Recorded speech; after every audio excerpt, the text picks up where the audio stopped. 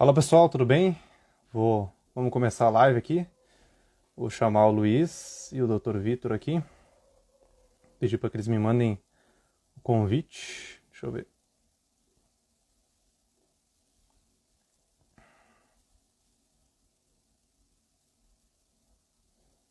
Já vão entrar.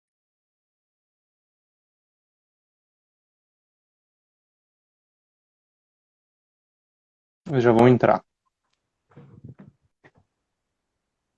Acho que dá para me ouvir bem, Gui. Tá tudo 100%? Tudo 100%. Boa noite, Dr. Vitor. Maravilha. Boa noite. Boa noite, doutor. Deixa eu limpar aqui na câmera que tá ali. Deixa eu dar uma... Para mim aqui tá tudo certo. Então vamos lá. Questão de áudio, tudo certo? Então vamos lá. Enquanto o pessoal vai entrando aí, queria dizer aí que estamos bastante agradecidos pelo Dr. Vitor ter aceitado o nosso convite aqui para participar da live aqui na Domingues Júris, certo? Ficamos lisonjeados com a sua presença aqui. E passa um pouquinho pro pessoal aí, enquanto o pessoal vai entrando. Vou passar a palavra para ti se apresentar o pessoal aí. Passar a palavra pro senhor aí. Certo, obrigado, Guilherme. Eu agradeço também imensamente ao convite de vocês, em primeiro lugar, né? Ao teu e do Luiz, em nome da Domingues Júris. E espero que aí, na noite de hoje a gente possa, ainda que brevemente, né, com o tempo que nos é disposto, para falar um pouquinho sobre prisão preventiva e prisão em flagrante. Agradeço aí. Certo. Passar a palavra agora pro Luiz aí, se tiver alguma coisa para acentuar aí, à vontade. Agradecer novamente ao Dr. Vitor aí, que aceitou o convite prontamente quando eu entrei em contato com ele. Já não pestanejou, falou, vamos embora, vamos fazer. E pelo tempo que nós nos conhecemos aí, e quando ele foi monitor da cadeira de Direito Penal, onde eu comecei a me apaixonar pelo Direito Penal ali, passando perrengues e tudo, ele estava sempre disponível lá para tirar as dúvidas e tudo mais. E dizer que estamos lisonjeados, principalmente eu aí, que sempre me dá uma força quando eu necessito. Então, agradeço aí de coração aí, Vitor. Vamos lá. Certo, então, vamos lá. Vamos tratar da prisão em flagrante, da prisão preventiva. Então, para a gente dar início aí, vamos começar com a prisão em flagrante, que eu acho que é já um começo aí. Então, o que é? Bom, rapidamente falando, a prisão em flagrante ali é quando o agente ele é pego cometendo um flagrante delito ali, ou logo após, né? Por exemplo, vamos pegar um exemplo ali, que ele furtou um carro, e ele é pego na hora que ele está furtando o carro. Então, ali temos um flagrante, né? Que também é chamado de flagrante próprio. E uma questão que eu quero levantar aqui nas espécies de flagrante é que existe um exemplo que é confundido entre o flagrante impróprio e o presumido, né? No impróprio, o que acontece? É um quase flagrante, né? É onde há uma perseguição, né? Por exemplo, a gente furtou um carro, depois a autoridade policial observou e perseguiu. Então a gente tem aí uma espécie de flagrante impróprio, certo? E qual é o exemplo que é confundido? O exemplo do agente que furta um carro, certo? O dono do veículo percebe o furto e comunica à autoridade policial, que através do patrulhamento intensivo acha o veículo estacionado vamos dizer, num beco sem saída, com o agente dentro do carro. E o que acontece? Isso não se trata de um flagrante impróprio, né? Isso se trata de um flagrante presumido, que é quando o agente é encontrado ali com o objeto do furto, certo? Que é uma questão também que eu tinha observado que o pessoal confundia com o flagrante impróprio e com o presumido, certo? Temos também o flagrante preparado ou provocado, certo? Que é o crime de ensaio, que é o que acontece é o seguinte. Vamos pegar o exemplo dos dois policiais corruptos, certo? Que querem ali... É um exemplo bem genérico, certo? Eu não tô de forma alguma... Estou falando mal de policial nenhum, mas é um exemplo que eu vou utilizar aqui do exemplo dos dois policiais corruptos, que estão ali querendo mostrar serviço, abordam um cidadão na rua, né? Fazem uma checagem, observam que esse cidadão tem antecedentes criminais. Vamos colocar um exemplo, tráfico de drogas, já foi pego com um porte ilegal de armas, certo? O que acontece? Eles implantam ali um objeto, né, para levar ele em flagrante delito. Chegando na delegacia, o delegado se depara com o quê? Com um cidadão reincidente, certo? Cometendo o mesmo crime. Então, o que acontece? Vai haver ali uma prisão preventiva, vai haver uma prisão temporária, o agente ele vai responder em liberdade provisória. Então, a partir desse momento, a gente vai conseguir trazer várias questões aí, certo? Eu gostaria aí que, se vocês pudessem explanar sobre o que acontece quando a gente é pego em flagrante de delito, certo? Ele é encaminhado para a delegacia, e o que acontece a partir daí? Né? Como que o advogado deve ser, como é que o advogado chega dentro da delegacia, né? Como é que ele se apresenta? Então, eu vou deixar aí, passar a palavra para o Dr. Vitor aí, se quiser dar continuidade. Claro, vamos lá, Guilherme. É assim, é muito básico, na verdade, não tem nada de mistério com relação a isso. Feita a abordagem, constatado ali algum tipo de ilícito, né, que enseja na prisão em flagrante, o, o, o agente vai ser conduzido até a delegacia, onde vai ser oportunizado o contato com o familiar e também o contato com o advogado, né? Isso é um direito constitucional. Então, o que se espera principalmente da polícia nesses pontos é que aguarde a chegada do advogado para, a partir daí, coletar o depoimento do preso, né? Claro que essa questão sobre o acompanhamento ou não do advogado, quando da lavratura do auto de prisão em flagrante, quando do depoimento do preso, é bastante relativo, não obrigatoriamente gera uma nulidade, porque se entende que não é o momento de haver qualquer tipo de contraditório, enfim, mas óbvio que é, isso é equivocado, né? A gente tem completamente o direito de instruir a pessoa que está sendo acusada a como se portar, se de repente ficar em silêncio, que é o que acontece na maioria dos casos, a menos que exista alguma prova escancarada de que ele não participou daquela infração ou de que ele participou, mas sobre a abrangência de uma excludente de licitude, por exemplo. Enfim, alguma coisa que denote ser ele inocente naquela prisão, geralmente se deixa o réu em silêncio, né? O réu não, o preso em silêncio.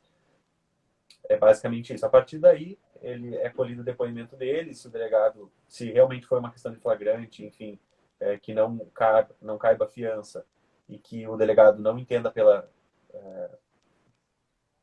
aliás, que a defesa não consiga a soltura dele, né, naquele curto período, o agente é encaminhado, então, ao presídio, e aí, a partir dali, é que começa a atuação do advogado no próprio expediente criminal, no inquérito policial, né, que posteriormente vai, em alguns casos, virar um processo. Até, Vitor, Certo, certo. a gente vê o advogado criminalista passar por bastantes desafios com relação à prisão em flagrante, né? Da situação ali que pode acontecer a qualquer horário, a qualquer momento em que tu tá até descansando, enfim. E qual que é a principal dificuldade que tu já enfrentou, que tu já viu algum colega enfrentar com relação à prisão em flagrante? Seja a questão de estudo de prova, ou seja a questão da correria da situação processual, ali, que tem que ter um feeling da situação e notar as probabilidades que tu como advogado tem. Eu não sei qual que seria o ponto-chave que tu tem que ter no momento. Na verdade, assim, eu julgo que qual é o maior problema. No meu ponto de vista, o maior problema é que tu não tem um conhecimento palpável da situação, né? A única coisa que tu sabe daquele fato é o que o próprio preso te informou, o que o cliente te informou. E por vezes pode, inclusive, não ser a mais correta verdade, o que de fato aconteceu, né? Acontece com frequência de o próprio cliente omitir ou até mentir alguma situação para o advogado. Não digo nem só para tentar se livrar, mas pelo medo, pela situação, né? É uma situação de coação, é uma situação em que o preso se vê fragilizado, né? Porque independente do crime que aconteça, ele está sozinho ali, é conduzido por pelo menos 3 ou 4 policiais que algemam, que levam para o presídio, que deixam ele na cela fechada sem dar nenhuma explicação de nada. Ou seja, ele entra lá e a partir do momento que ele entra, ele simplesmente aguarda. Vai ver o que vai acontecer, né? Vai ver se vai vir algum advogado, se ele indicou algum advogado, quanto tempo esse advogado vai demorar para deslocar até a delegacia, né? Vamos pegar um exemplo, dia 24 de dezembro, véspera de Natal, às 11 horas da noite, por exemplo. Um flagrante aqui em Caxias do Sul e o advogado está no litoral. Esse tempo de deslocamento é tudo um resguardo que tem que se ter com o preso, porque, afinal de contas, é uma pessoa que está lá sem saber de nada, né? Então, eu acredito que se fosse assim... Eu nunca tive, particularmente, nenhum problema com a polícia, nem com a Polícia Civil, nem com a Polícia Federal. Sempre foram extremamente respeitosos e tanto com relação à minha pessoa, como com relação à legislação, enfim, ao procedimento. Mas eu acho que o maior problema é justamente esse. A gente não tem um conhecimento, não tem os documentos, não tem conhecimento de nada do que aconteceu e do que se tem até o momento. Porque às vezes é uma prisão em flagrante, né? Mas como a gente vai tratar depois, às vezes é uma prisão preventiva. Tem um mandado de prisão preventiva já em decorrência de um fato anterior.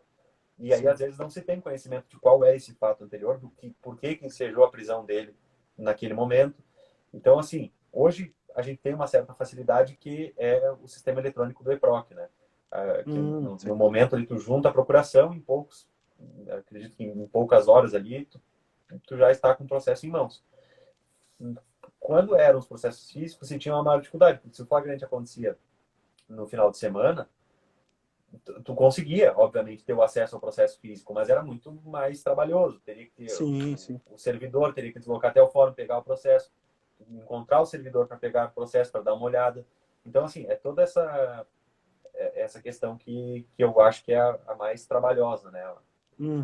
Eu vejo pelo meu ponto de vista, a prisão em flagrante é realmente um grande desafio que o advogado criminalista tem. A prisão em flagrante, ela é uma situação em que tu nunca viu o sujeito, não sabe a situação em que ele se encontra, enfim, se ele é réu primário ou não. Então, é a situação em que tu vai no momento da ação delituosa ou não, enfim, e tu tem que tratar dela de uma maneira rápida, né? De uma maneira que tem que desenvolver a defesa ali no momento, pensar em N situações de conseguir garantir os direitos dele, né? Que eu acho muito interessante também e que é um atrativo para a área, que tu nunca tem uma questão X que tu já sabe antes de ir, enfim. Exato. E com o tempo no processo tu vai ter provas palpáveis, tu vai ter situações em que tu vai conseguir analisar o pedido de soltura ou não, enfim, né?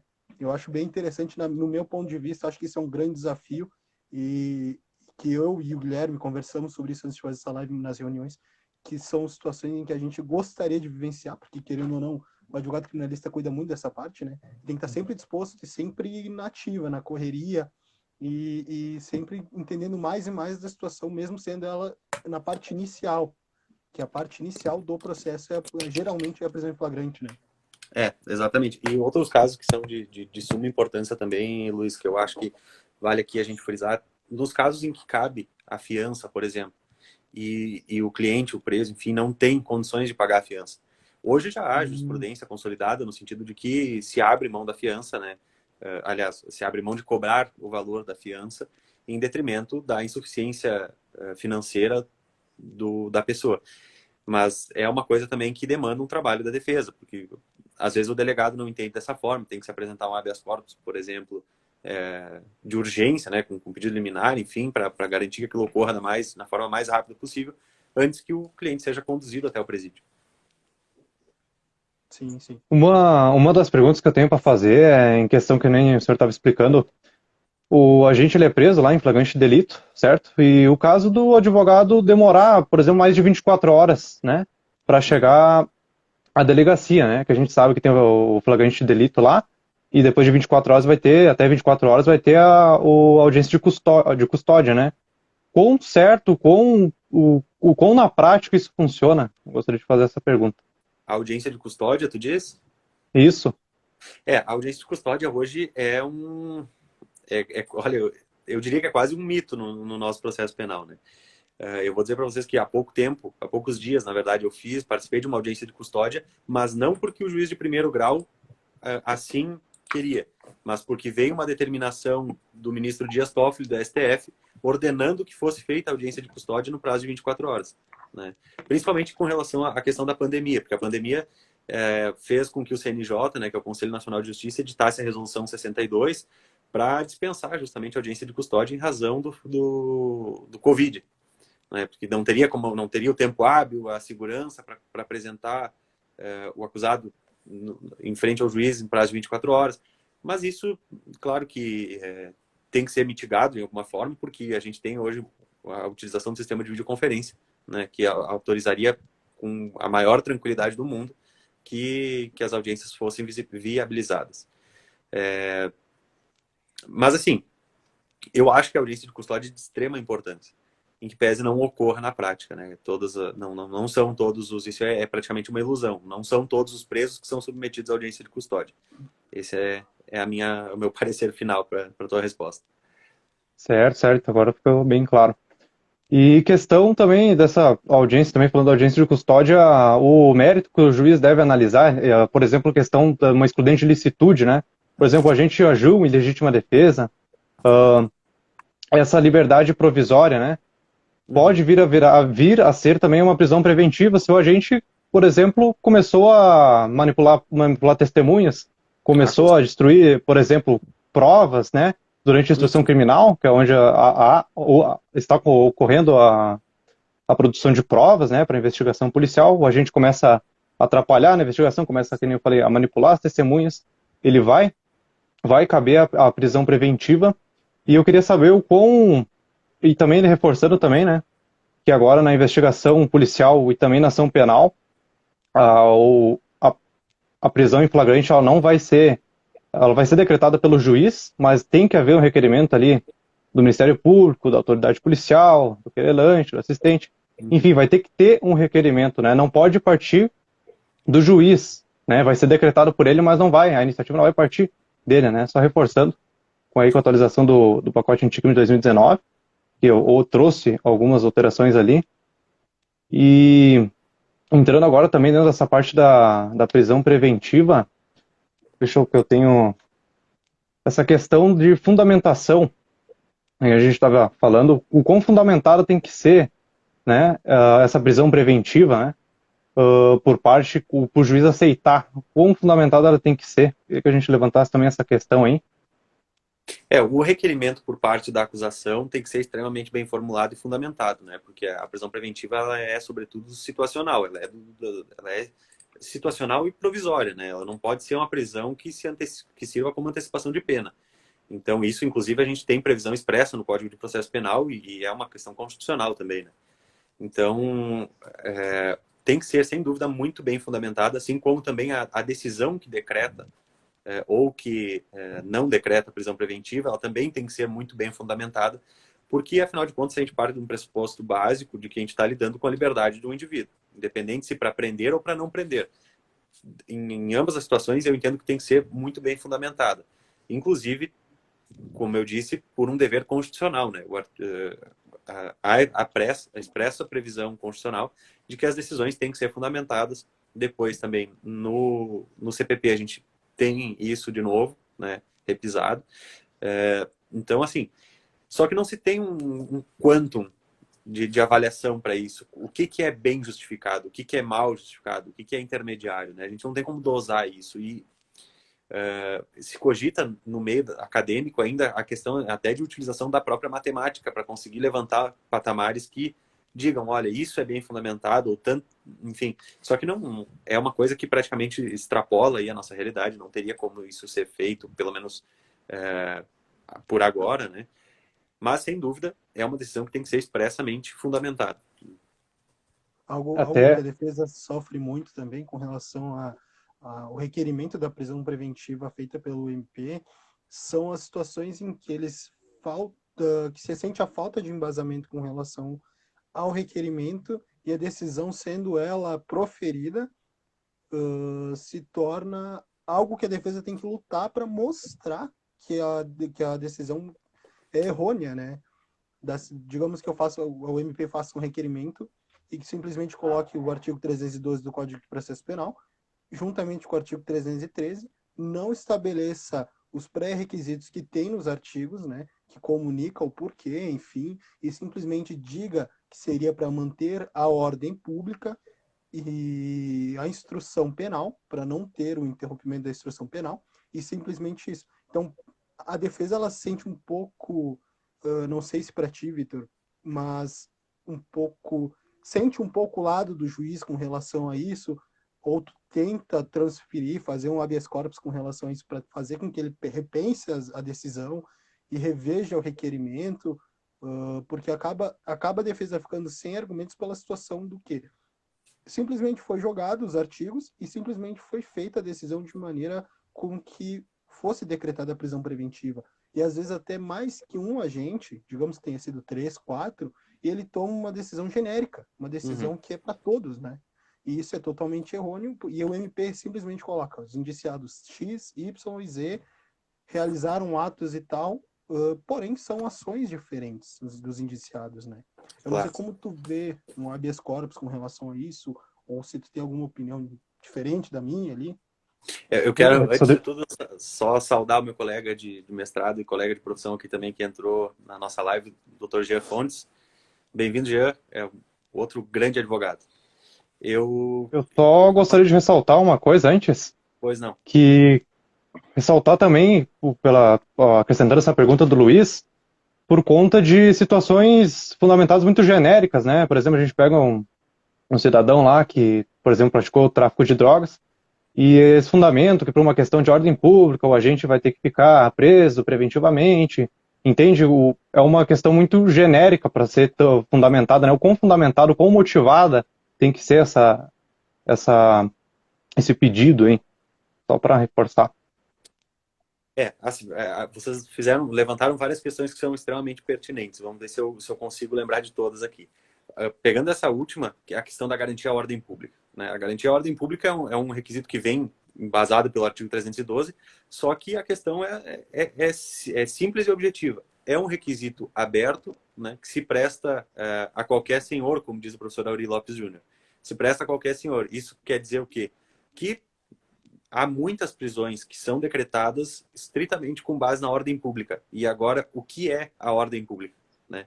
A ordem pública não é a gravidade do delito, a comoção social, a paz pública. A decisão do juiz não pode levar em conta a opinião pública, não pode levar em conta a mídia, né? Que em muitos casos são, infelizmente, é o que ocorre.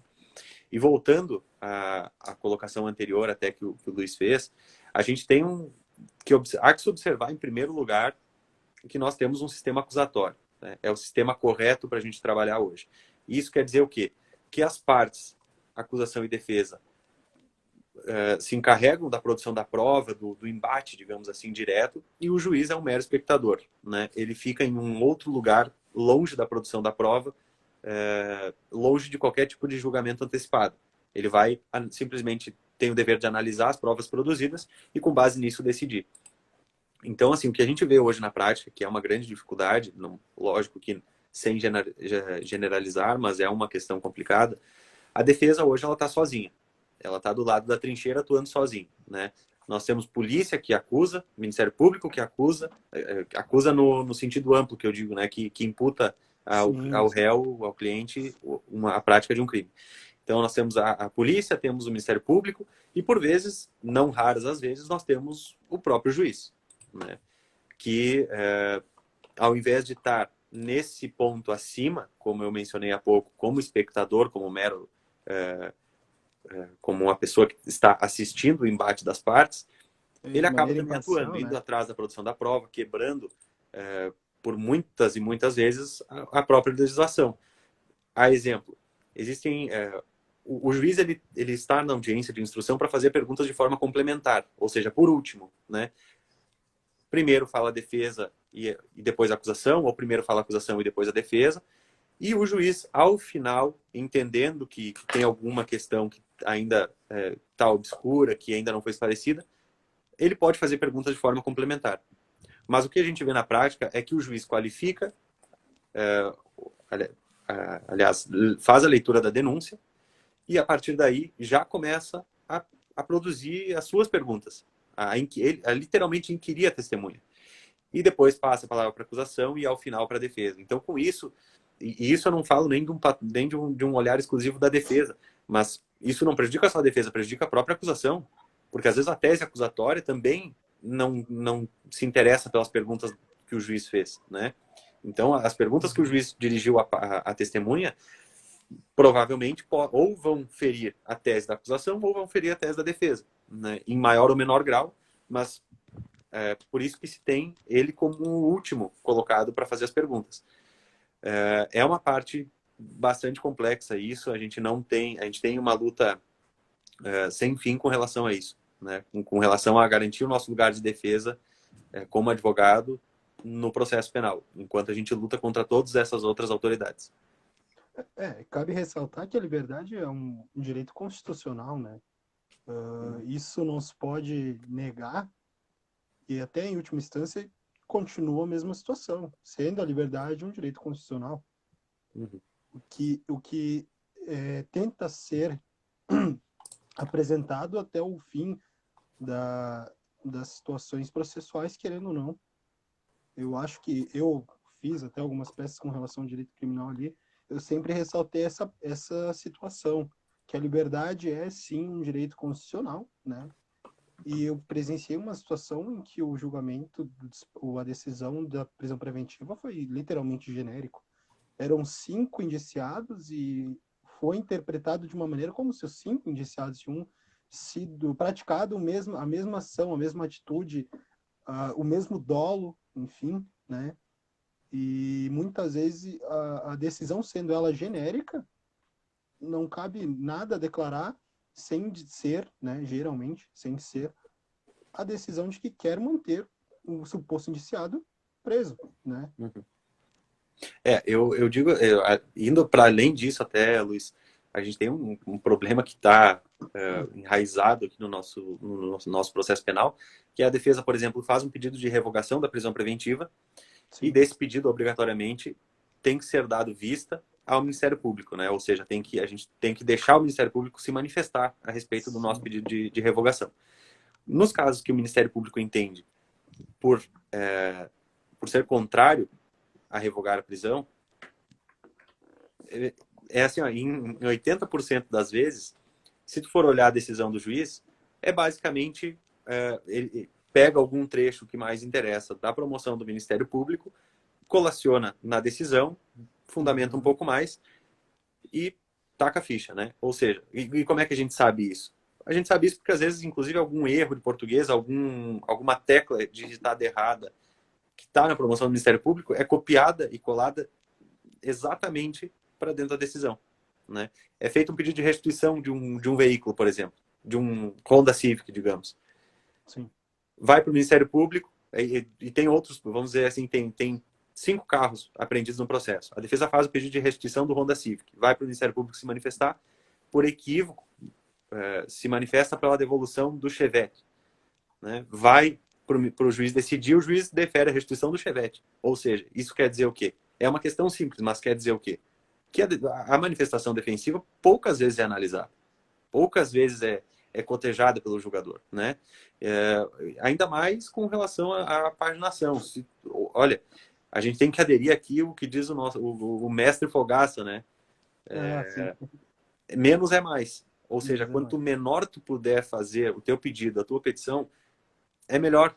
Porque às vezes a gente quer detalhar, quer trazer legislação, doutrina, enfim, e isso acaba impactando diretamente na decisão. Porque se tu escrever 20 Sim. páginas, o juiz não lê. Essa que é bem da verdade. Agora, imaginemos a situação no Tribunal de Justiça, por exemplo, ou até mesmo no STJ. Quantos processos chegam na mão, ou vamos separar, quantos habeas corpus chegam na mão do ministro para julgamento por dia? Então, assim, não há a menor condição de ler 30, 40 páginas com toda a atenção, e isso tem que ser dito também. Não é uma questão de má vontade, é uma questão de insuficiência de recursos, de pessoal, né? Não há tempo hábil, inclusive, para fazer isso, até mesmo que um julgamento de uma medida liminar tem prazo. Né? Até analisando a situação processual que tu comentaste aí, enfim, geralmente, eu analiso, na minha parte de analisar os processos, enfim, eu percebo que a defesa, ela procura, querendo ou não, um erro do MP, da acusação, da parte acusatória, né? Para a realização de peças processuais, querendo ou não. Porque seja ela vou rebater mais uma vez na tecla da parte de generalização, ou até mesmo em demonstrar que não tem cabimento a parte de prisão preventiva, né? E eles acabam mantendo essa decisão no próximo passo, quando realizado um habeas corpus e pedido de soltura, enfim, um pedido liminar, né? E até mesmo em restituições de veículos que tu comentaste ali, se torna algo generalizado. Eles realmente não têm, parece não demonstrarem a situação processual como um todo realista, né? No escritório nós temos o réu preso preventivamente há 4 anos. Então, a gente está falando aqui, né, no Chile, nós temos no processo penal chileno, nós temos um prazo de 6 meses para prisão preventiva. O que não chega nem perto da nossa realidade aqui, né? Aqui um processo, como eu bem disse, às 4 anos de prisão preventiva não é considerado excesso de prazo, né? Então, o excesso de prazo na formação da culpa, que a gente diz, né? Então, assim, se isso não é antecipação de pena, eu não sei mais o que é. Perdi a noção, sinceramente, do que é antecipação de pena. Porque é o requisito mais escancarado. E chegou ao meu conhecimento já, esse não é um processo que eu atuei, não é um processo dos meus colegas, mas chegou ao meu conhecimento um caso em que o réu está preso há 8 anos preventivamente. E aí qual é a medida? Porque tu não consegue soltar em instância nenhuma. Faz o quê? Né? Só para a Corte dos Direitos Humanos tentar uma representação contra o Brasil, daí no caso, né? Até ser analisado que o prazo principal da prisão preventiva são 81 dias, se eu não me engano, né? Isso não se tem muita consolidação, né? A jurisprudência hoje já é bastante ampla com relação a isso. Nós não temos mais uma raiz, digamos assim, né, de jurisprudencial, porque a lei não nos dá um prazo. A jurisprudência, antigamente, nos dava uma base um pouco mais precisa para se trabalhar.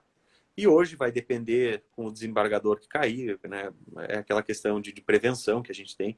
Então, e outra, como eu disse, os prazos para a formação da culpa estão exasperados em larga escala, né? A gente não tem mais hoje, são 3 meses, são 6 meses, 1 ano, cliente preso há 4 anos. E não há o que se fazer para revogar a prisão. E querendo ou não, isso se torna super prejudica, querendo ou não, o réu, né? Porque ele está perdendo a liberdade. Nós conhecendo as casas prisionais, sabemos as condições em que ele está vivendo, sabemos das situações em que ele passa lá dentro, ou seja, questões de ameaça, enfim, N questões, né? E querendo ou não, ele perde um direito constitucional, que é a liberdade por tempo, literalmente, indeterminado, né? Essa questão de... Pode falar. Essa questão desse tempo que o réu vai ficar, o réu não, o preso lá, vai ficar em prisão preventiva, né? Tipo, qual é o prazo? Tipo, o que acontece se esse prazo acaba?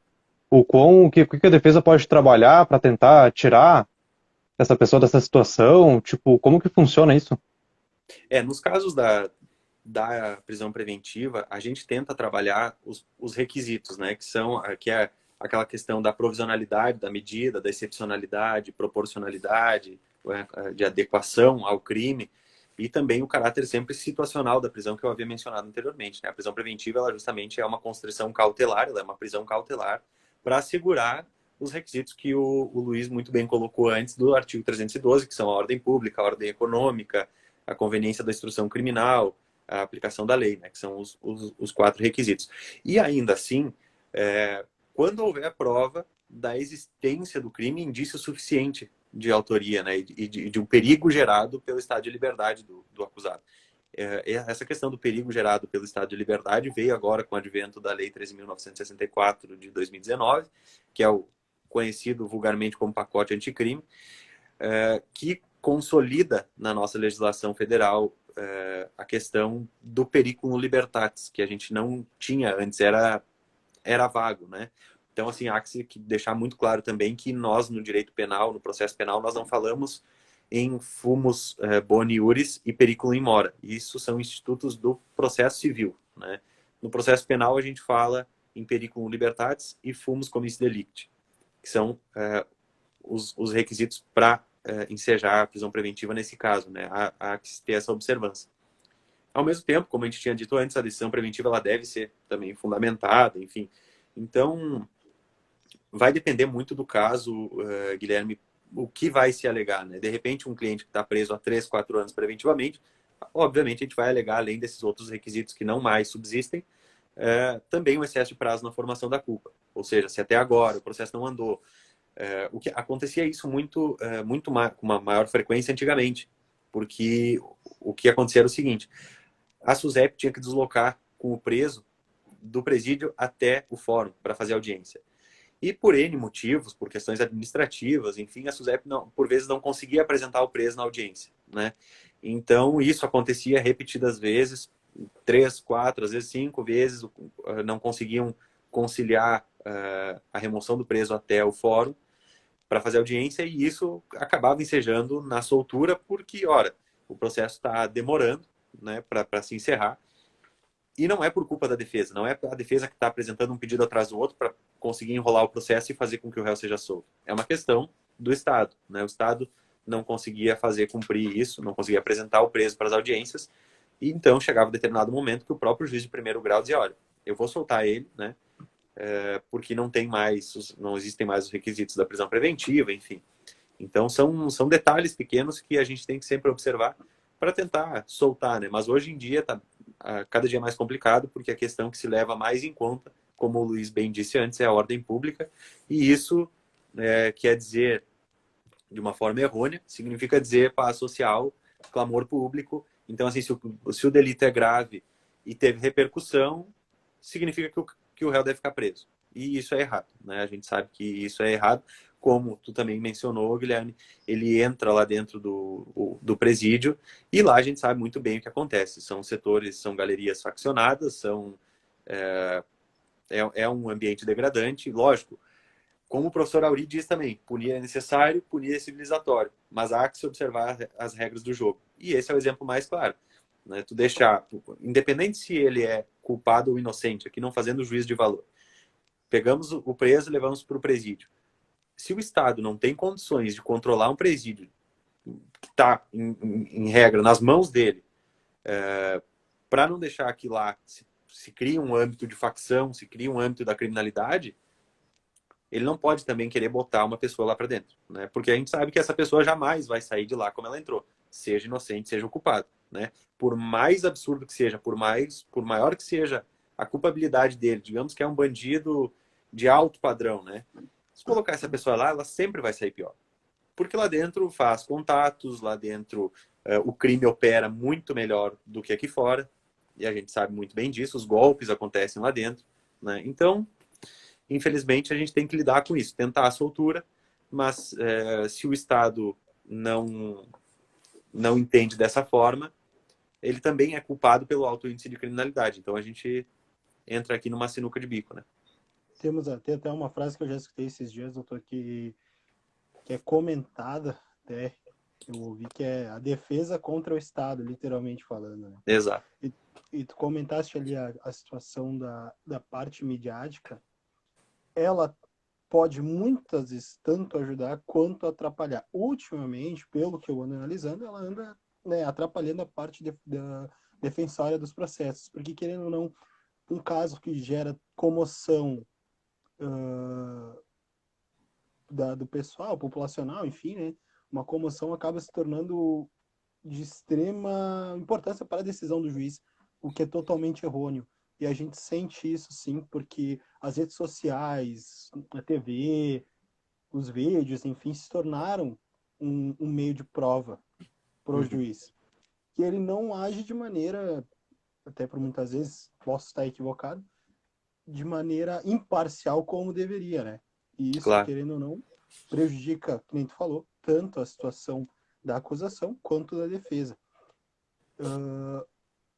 E a defesa sempre vai ter que lutar contra o Estado e contra as decisões errôneas que são tomadas no processo. Realmente, punir é necessário, mas devemos defender a justiça e uma punição correta com relação ao réu, né? Ao suposto réu indiciado, enfim. É a teoria dos jogos, né, do professor Alexandre Moraes da Rosa. Com certeza. Nós devemos defender uma punição justa, uma punição que não passe dos limites e que esteja dentro da lei, que muitas vezes pode acontecer de não termos uma punição justa, Uhum. que é o que muito se confunde quando dizem, né?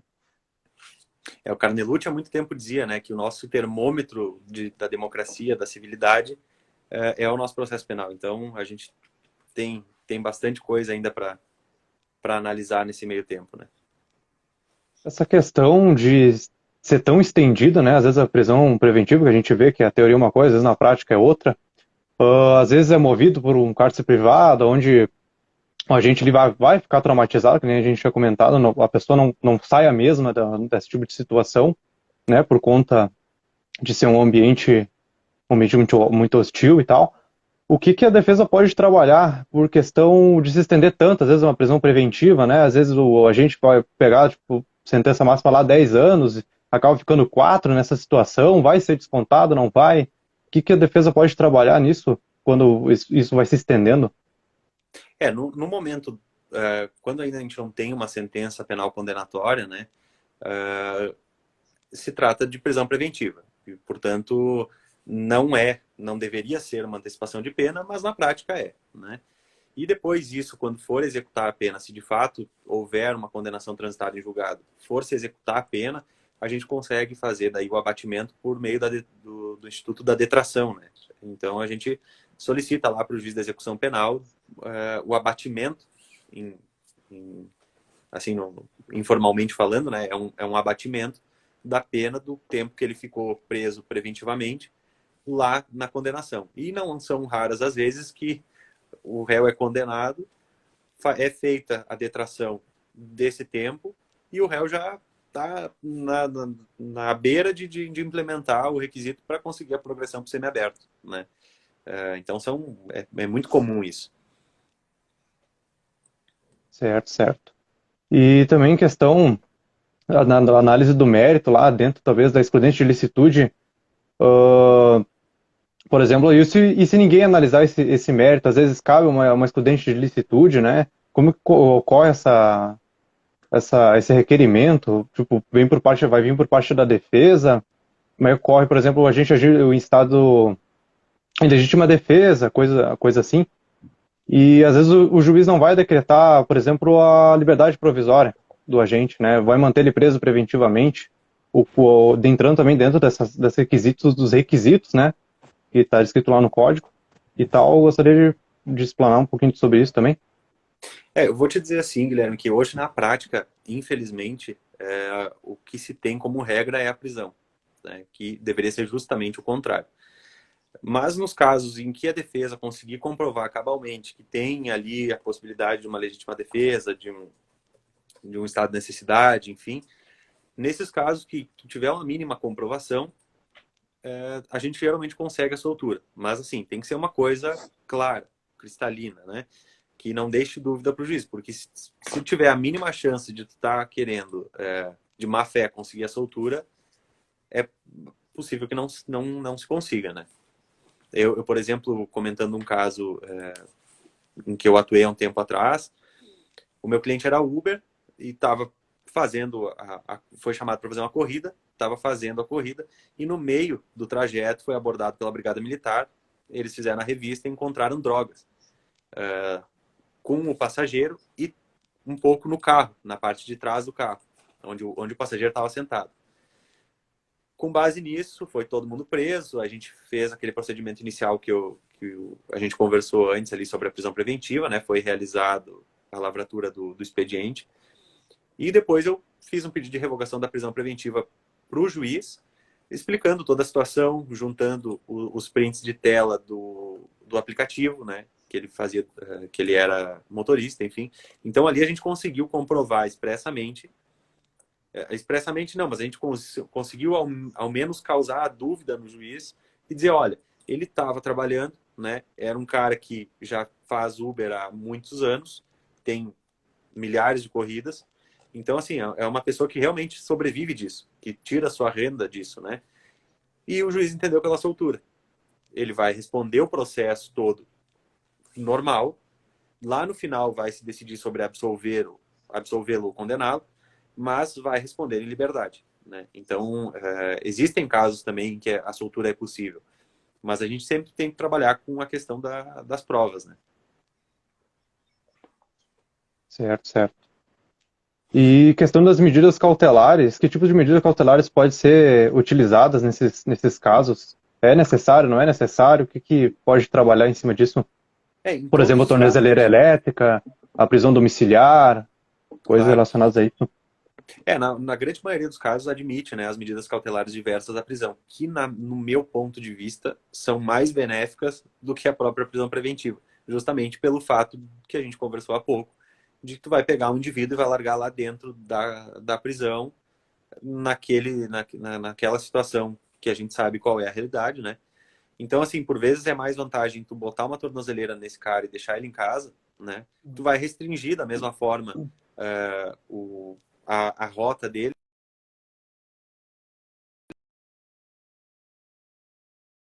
Ou ele esqueceu de carregar a tornozeleira. Bom, então assim, foi dado uma chance, né? Se ele,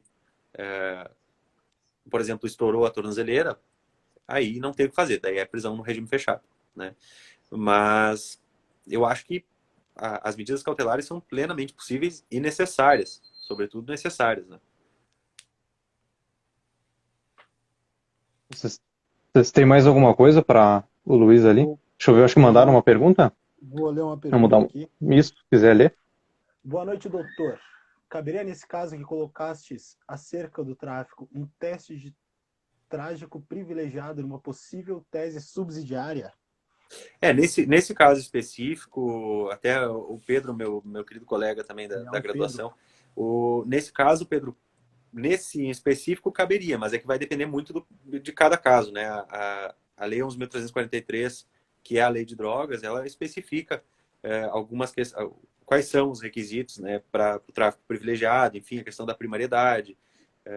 Então, assim, são requisitos que têm que ser cumpridos. Se ele se encaixa dentro dos requisitos, perfeito, né? A gente consegue ali uma redução de pena, enfim, em decorrência disso. E sem dúvida é mais benéfico, né? Assim como também homicídio privilegiado, por exemplo. E entrando nessa parte das drogas, por exemplo, tem uma quantidade significativa para se encaixar como tráfico? Sei lá, tem como o agente alegar, eu estou usando para uso próprio, pode haver uma liberdade provisória aí? Vai ser cabível a prisão preventiva? Como que funciona?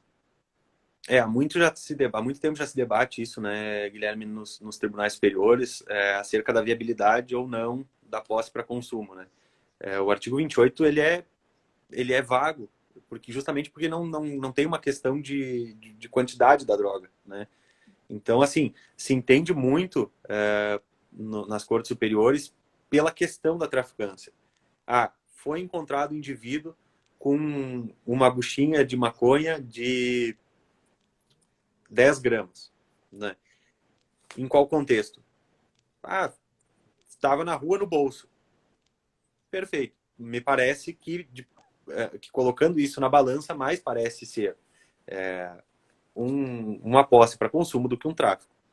Agora, o cara foi parado na Blitz e dentro do carro tinha drogas, tinha um caderno de anotações, tinha a balança de precisão para fazer a pesagem da droga, tinha papel para embalar, né, o papel plástico para embalar a droga. Bom, aí a gente tem o que a gente chama de kit tráfico, né, que é tudo o que ali não é 100% de certeza que é um contexto de traficância, há que se fazer as suas ressalvas, mas já comparado com o outro exemplo, é muito mais provável que seja um contexto de traficância, né?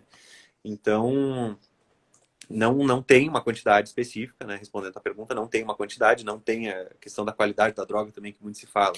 Independe também da droga, né? Lógico que 100 gramas de cocaína significa muito mais do que 100 gramas de maconha, né? Para fins de, por exemplo, de uso, né? Como é que vai alegar a posse para consumo? Nesses casos, existe essa diferença. Mas não temos ainda uma quantia precisa também, é outra questão que a nossa legislação é vaga. E também temos Outro também. ponto também que Pode, só para complementar, que eu esqueci, o contexto de traficância, talvez neste exemplo das 10 gramas de maconha, se o agente for flagrado entregando a droga, ou entregando a droga e pegando um dinheiro, Bom, daí não é a quantidade da droga que vai ser que vai ser o determinante. É o contexto da traficância, de entrega, de compra e venda, né, da tradição, como a gente diz no direito civil, de entrega do objeto, entrega da droga e o recebimento do dinheiro. Então também tem que sempre se analisar o contexto em específico. É por isso, nesses casos também, lá no flagrante esperado, a polícia geralmente quando monta um esquema, às vezes, para prender um traficante, prender alguma coisa, eles esperam ele ter uma quantidade significativa da droga, né? Para dar a voz de prisão para ele, né? Pegar em flagrante delito, né? Ou às vezes eles combinam, se faz de um comprador, vou pagar em espécie, me vê, eles vêm com o caminhão, vão lá e sai todo aquele esquema tático, prendem o agente também. Tem muito relevante, ainda que nem que é muito debatido também essa quantidade, que nem a gente estava, o senhor tinha falado. E essa questão também do flagrante ali, quando os policiais montam um esquema de flagrante, não sei o que que a defesa, por exemplo, pega um cliente onde a polícia, existe muito que a gente está falando dos policiais corruptos, que às vezes a gente não tem um contexto todo do que está acontecendo, né? Ou se é uma prisão legal, se não é uma prisão ilegal, se aquilo realmente aconteceu ou não aconteceu. Teria como explicar um pouquinho para a gente também disso? Eu não sei se eu entendi a tua pergunta, Guilherme. De repente, tu pode refazer ela para ver se eu entendi bem a questão do flagrante? É a questão por exemplo, o agente que é pego, Uhum. existe muito essa questão também de, que a gente já dado o exemplo, dos policiais, né? Como que funciona esse esquema? Os policiais são escutados, não são escutados? O quão relevante Ah, é isso, entende? Para essa sim. questão ali da prisão e tal. Tá, perfeito, entendi. Sempre os policiais que participam da ocorrência são ouvidos, né? Ainda na delegacia, né? Tem o condutor da ocorrência, enfim, as testemunhas. Geralmente são três, né? Quando se trata de uma prisão em flagrante, por exemplo, pela Brigada Militar, geralmente são três. São ouvidos. A gente tem uma mácula no processo penal que também diz respeito a isso, porque são três policiais que são parte do braço armado, digamos assim, do Estado, né?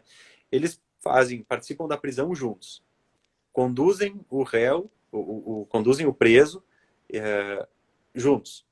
Por vezes o preso reage, foge, enfim, eles capturam o preso juntos. E aí eles vão juntos para a delegacia e prestam depoimento juntos também. Então, não juntos no mesmo espaço, no mesmo momento, mas um por vez. Mas o que eu quero dizer com isso? Que eles já conversaram, eles sabem do mesmo fato, eles não vão se contradizer, né? Não existe contradição policial em âmbito de flagrante, né?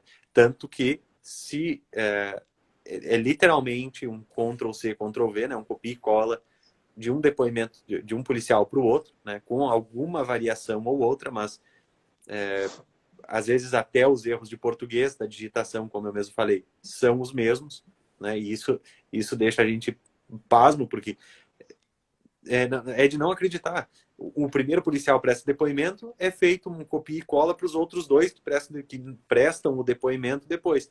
Então, assim, qual é a validade disso? Porque se tu tentar rebater a validade do depoimento de um policial em juízo, a primeira coisa que o juiz vai dizer, olha, eles são policiais, têm fé pública, portanto o depoimento está valendo. E a gente fica de mãos abanando, digamos assim. Né? Então a regra é a seguinte, eles prestam depoimento em sede policial, depois são chamados, são arrolados pelo Ministério Público como testemunhas da acusação e renovam o seu depoimento em juízo para daí sim trazer a validade, né? Porque o juiz não pode condenar ou absolver alguém, principalmente condenar alguém exclusivamente com base no inquérito. Então, por isso que é renovado o depoimento do policial no âmbito das audiências de instrução, né? Interessante o que tu comentou, doutor, que se tu for analisar, tem situações em que vão três policiais atender uma situação, né? Um fica no carro e outros dois vão abordar a situação que está ocorrendo. E realmente acontece daqueles dois policiais terem presenciado a situação e quem vai dar o depoimento é o terceiro policial que estava dentro do carro. Uhum. Ou quem vem nas audiências é o terceiro policial que estava dentro do carro. Então vale até, da minha visão, em questão às audiências, tribunal do júri, enfim, solicitar para onde estava o policial no local do acontecido, o que ele estava fazendo. E na parte processual isso se torna um pouco mais difícil, né? por questões de provas, enfim, de testemunhas, mas a partir do momento em que tu tem a testemunha que estava no local e presenciou a situação como um todo e vê o policial que estava dentro do veículo, da viatura, prestando depoimentos, sendo que ele estava do lado de fora da abordagem policial, se torna muito mais fácil numa audiência, um tribunal de júri, né? Agora tu trouxe uma questão interessante, Luiz, até antes de encerrar o nosso tempo, eu quero trazer aqui rapidamente. É a questão do crime permanente, né? Por exemplo, que a gente mais vê na prática, o crime de tráfico. A gente tem outro problema aí, porque como tu bem disse, um fica na viatura e os outros vão em busca. Aí, o que mais acontece?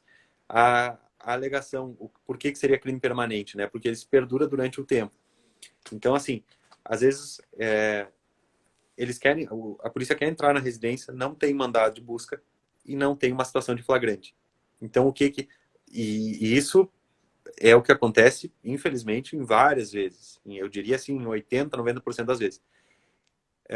É dito que existia uma situação de traficância, como a que eu expliquei agora há pouco, na rua, né? Ou seja, o suposto traficante vendendo droga para um usuário.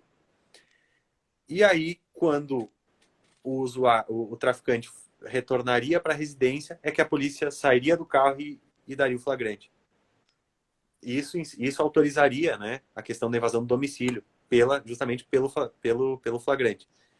Mas veja, a questão que se põe aqui é que em todas essas vezes, na integralidade delas, o suposto usuário não é preso.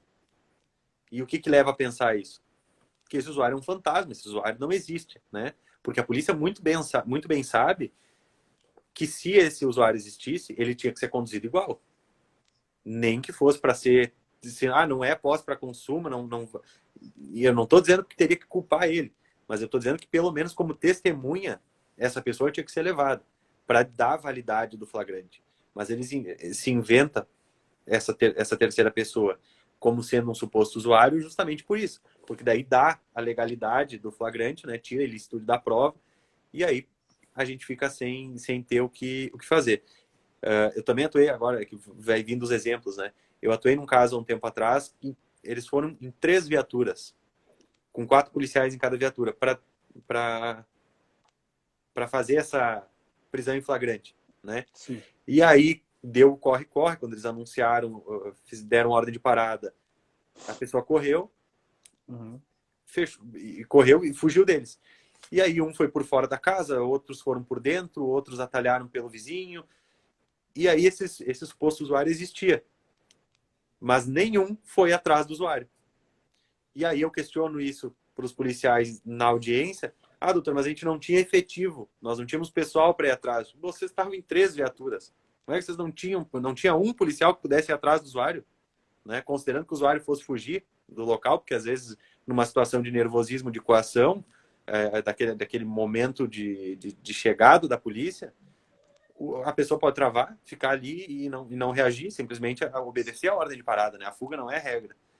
Então, a gente tem esses problemas práticos que fogem da academia, né? E que a gente estuda para tentar dar uma solução, só que a gente não consegue, não há essa reciprocidade com relação ao juízo depois, né? Sim, sim. A gente pode apresentar provas, fazer a alegação que for, mas se for colocado pela polícia, que tem a fé pública, um usuário na cena do crime, por mais que não se tenha prova alguma, por mais que ninguém tenha visto esse usuário, ele existe. Então a gente tem que lidar com isso e buscar outras coisas além dessa. O nosso tempo está quase acabando. E se alguém tiver também alguma pergunta aí, só mandar. E não sei, vocês têm mais algum assunto aí que vocês queiram levantar? Esses últimos minutinhos, vocês podem ficar à vontade. Eu também queria perguntar o quão acessível, que a gente sabe que hoje em dia nas viaturas tem câmeras, microfones, né? Tipo, e o que acontece, que eu estava falando ali, 3 viaturas, ninguém é um agente fantasma, né? O quão acessível é para te conseguir essa filmagem, essas gravações? Como é que funciona o requerimento? É acessível? É fácil, não é? Do local dos fatos ali, das redondezas de uma empresa? Isso, da empresa, até mesmo das câmeras da viatura. A OAB tem previsão para investigação defensiva, então a gente pode... a própria defesa pode ir atrás da prova e produzir essa prova, né? E caso seja uma empresa e a empresa se negue, ou até um shopping, às vezes uma questão assim, se nega a fornecer as gravações, aí a gente pode solicitar para o juízo, e eu acredito que não haja problema nenhum com relação a isso. O juiz vai oficiar e pedir a remessa das câmeras de vigilância. O grande problema que a gente tem é o prazo de que isso acontece, né? Porque às vezes vai chegar o conhecimento da defesa que existia alguma câmera em algum lugar lá 3 meses depois do flagrante, digamos assim, né? Um exemplo.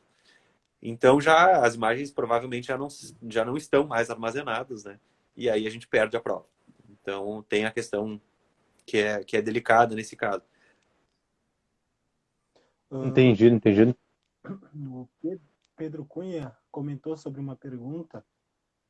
Não sei se queres dar uma guardada, doutor, esperar ele mandar, se já queres fazer o encerramento, alguma coisa. Se ele mandar, eu acho que o nosso tempo está se encerrando. Se ele mandar a tempo, eu respondo. Vamos ver aqui. Até agora não. Ah, mandou. Ó. Ali. No caso que acabei de colocar acerca do usuário ser enquadrado no artigo 28 da Lei de Drogas, no caso de não conduzirem este à delegacia, extraímos diante de prevaricação por parte policial, daí uma possível tese para a defesa do cliente. Eu, Pedro, agradeço a pergunta. Eu não vejo como uma tese para a defesa do cliente propriamente dito, colocando num exemplo de que o cliente fosse o traficante fornecedor da droga. Porque é um caso apartado, né?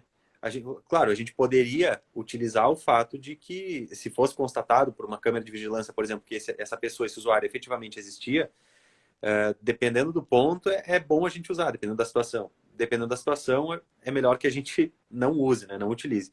Mas nesse caso, sim, a polícia, estando diante de qualquer prática de uma contravenção penal ou de um crime, eles têm o dever, a obrigação legal de efetuar a abordagem e proceder ao encaminhamento, né? A polícia é polícia 24 horas, o policial é policial 24 horas, né? A não ser quando está de férias. Estando de férias, eles não têm, obviamente, a obrigação de atuar, em pese seja uma obrigação ética, né? Acredito eu, mas estando fora do contexto de férias, o policial tem o dever, sim, de abordar, de proceder ao encaminhamento e fazer tudo como tem que ser feito. Eu acho que... Eu não sei, Luiz, tem alguma pergunta para fazer para o doutor? Senão, acho que vamos encerrar por conta do Vamos tempo. encerrar. Agradecer mais uma vez aí para esse doutor Vitor por ter disponibilizado o tempo dele, de forma que a gente sabe que um advogado tem o tempo corrido, né? Não, como dizem, o advogado ele não tem vida, ele tem prazo. Então agradeço aí mais uma vez. Relembrando os momentos de monitor, que ele participava da faculdade aí. É verdade. E deixar aí um convite para a próxima vez aí, né? Espero que vocês tenham gostado. Agradecer o pessoal que esteve presente na live. Permaneceu aí por um tempo longo de aprendizado. E da minha parte é isso. Passa a palavra pro Gui aí, se ele quiser finalizar. Pro doutor Vitor Agradeço o pessoal aí que ficou, mandou pergunta, participou da live aí. Hoje foi minha vez de escutar, aprendi muito hoje, nessa noite. Agradeço a participação do Dr. Vitor, né, por ter tirado um tempinho para vir aqui ter esse bate-papo com a gente. Hoje foi meu dia de ficar um pouquinho quieto, escutar e trazendo um assunto no qual eu ainda estou aprendendo, né? A gente é acadêmico de direito, a gente vai estudar sempre para aprender, né?